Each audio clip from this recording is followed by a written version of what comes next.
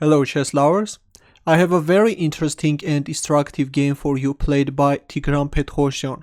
His opponent is David Bronstein and the game was played in 1956. Petrosian started with c4, knight f6 by black, knight c3 g6, black goes for king's Indian defense and white chooses a Fianchetto variation. Korchnoi was once its most notable practitioner.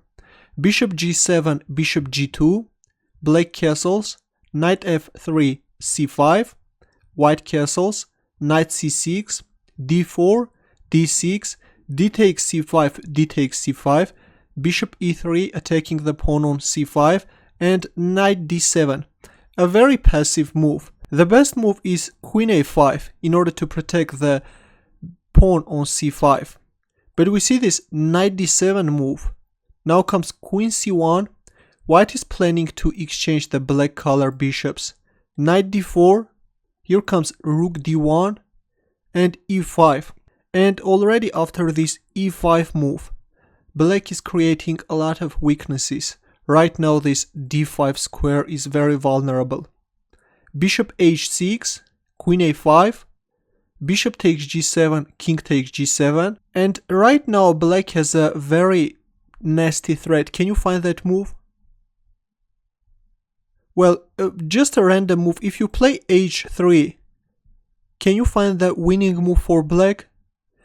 Black has this absolutely fantastic queen takes c3 sacrifice. If queen takes c3, then here comes knight takes e2 fork, king h1, knight takes c3, b takes c3, and this is just a winning position for black. Let's go back. That's why after king takes g7, white played king h1, not allowing any such type of tactics. Rook b8, well, if you play a move like knight takes f3, then e takes f3 is very strong, followed by f4.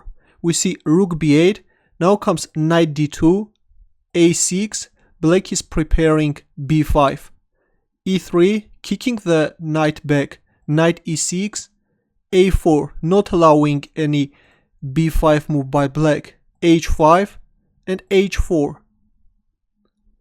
f5, knight d5, just a perfect place for a knight, king h7, b3.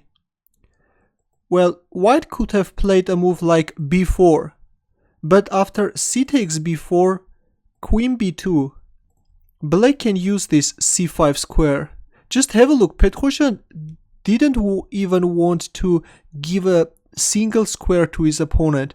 He just plays b3, rook f7, and now knight f3. White is putting pressure on e5 square.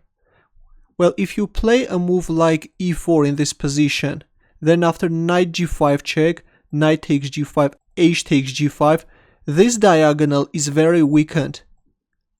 And white can target black king. For example, if queen d8, then knight f6 check. And if you have to give up your rook, if a move like king g7 can be made with queen c3, and black is definitely in trouble. Let's go back. After knight f3, black plays queen d8, queen c3, and queen h8. With this queen maneuver, black is protecting the pawn on e5. And now comes a very strong move by white. Can you find that move? Ready? e4. White is going to open up the game in order to reveal black's weaknesses.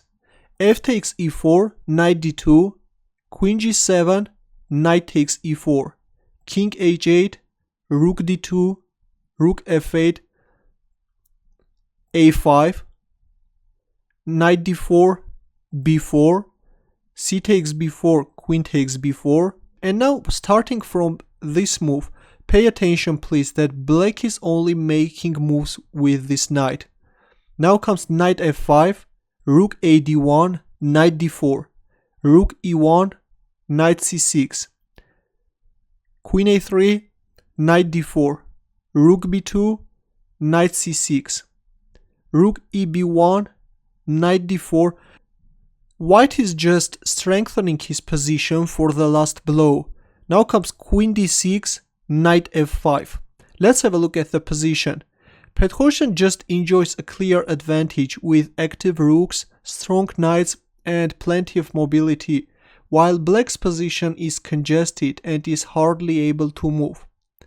If you have paid attention, as I have already mentioned, for the last 7 moves, black has been making moves only with his knight, jumping from c6 to f5 and then back. White can now persevere the positional advantage by simply playing queen c7. And this is just a winning position for white. Black is in trouble. But after knight f5, white overlooked that the queen on d6 is hanging and played knight g5. Black of course took on d6 and white resigned. What a horrible blunder by the future world champion. Though of course this is considered to be one of the best games played by Tigran Petrosian. Moreover, this is just a classical example of a positional chess.